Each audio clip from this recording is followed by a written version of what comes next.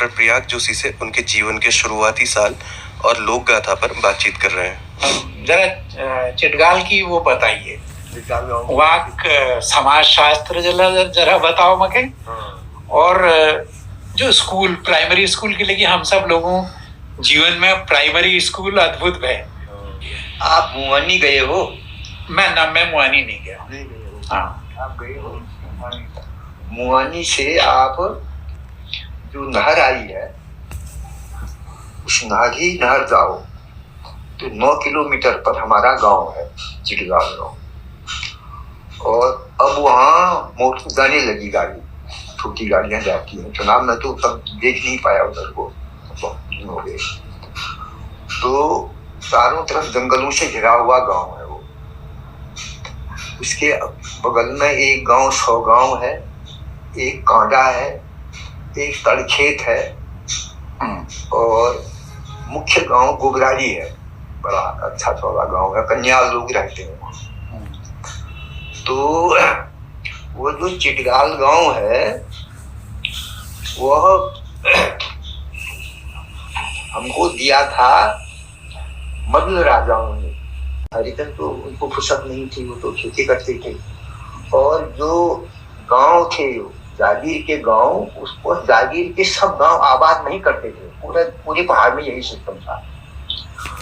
तो जागीर में जैसे जहाँ खाने कमाने लायक खेत है वो भी 2-3 किस्म के होते थे ना। एक तलाऊ होता था, एक उबराऊ होता था। जो जहाँ पानी की सुविधा हो, ठंडक हो, गाढ़ पानी, स्थायी पानी हो, घट पीसने के लिए चक्की चलती हो, उन इलाकों में तो ब्राह्मण बचे सुविधा वाली। और जहाँ पानी की कमी है और जगह कष्ट दूर है नदी वदी इसके, वहाँ वो उसको दे देते थे शिल्पकारों इनको देते थे जिनके पास जमीन नहीं होती थी।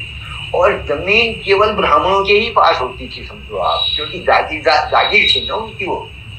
तो उन इलाकों को क्या करते थे वो, कमाओ खाओ, खाई कर को निर्जात, कमाओ खा, खाई कर था वो।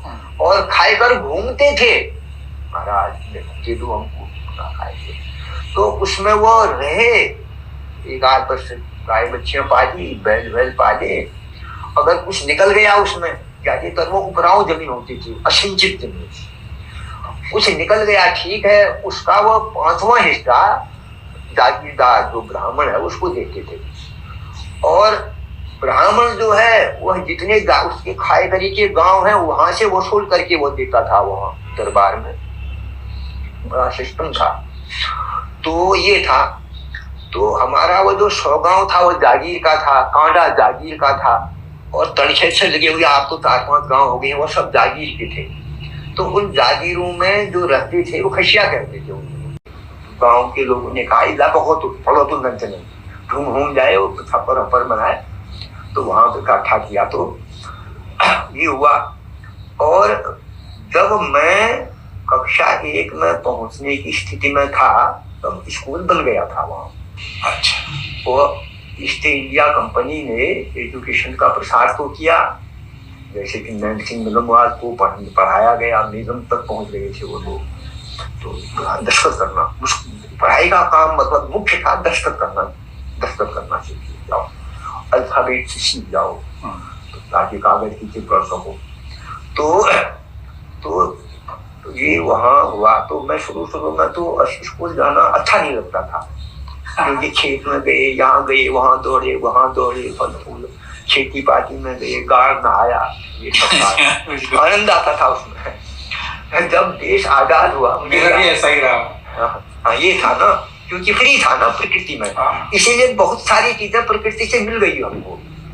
मुआनी में हमारा इम्तिहान देने का केंद्र था, तो वहां गए हम। वहाँ एक कार्की थे, बड़ा नाम है उनका, शेर सिंह कार्की, वहाँ के वो थे हेडमास्टर से।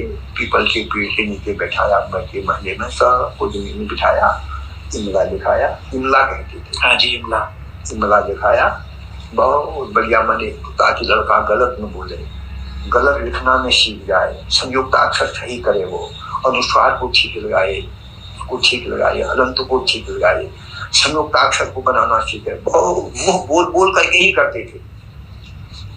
ते ही वर्ण ऐसे बोलते थे, ते ही वर्ण ऐसे बोलता था, दूर से 2 वक्त बोलता था, 3 वक्त नहीं बोलता। दशानन 2 वक्त, दशानन गयऊ बड़ा वो उनके के लड़के। कब मारीच, मारीच कपट, कपट मृग भयऊ, ते बन निकल दशानन गयऊ, तब मारीच कपट मृग भयऊ, अति विचित्र कछु बरन जाई, कनक देह मन रचित बनाई। तो शुरू में तो पाठ्यक्रम बनाओ इसी तरह से बना कि रामचरितमानस की चीज, जी जी, नीति की चीज, स्मृति की चीज, धर्म की चीज, यही सब भाषा में कविता में होती थी। तो वही सब था, तो अच्छा था वो। तो इस तरह से सीखा, भाषा शुद्ध हो गई। एक बहुत लिखने में गलत होता है तो दोबारा लिखो, 5 बहुत सुधारो गलतियों, बिल्कुल। फिर उसको क्या करते थे टीचर जी, था बहुत अच्छा था वो, भाषा शुद्ध हो जाती थी। तो 5 का पास किया तो उसके बाद फिर 1 वर्ष हमारी शिक्षा दीक्षा रुक गई, तबियत भी खराब हुई। अब 3 भाई थे हम। पिताजी ने सोचा, बड़े भाई ने तो 8 पास कर लिया, जूनियर हाई स्कूल प्राइवेट था मुआनी में, 9 मील होता था, आपका 2 मील है वो, 9 मील बच्चे जाते थे, 9 मील आते थे, बीच में गाड़ थी, इतना मुश्किल था पढ़ना, बहुत कठिन था। बचाओ, नदी बस बहाने से बचाओ, लैंड स्लाइड से बचाओ बच्चे को, बरसात में बचाओ, छाते वाते नहीं होते थे।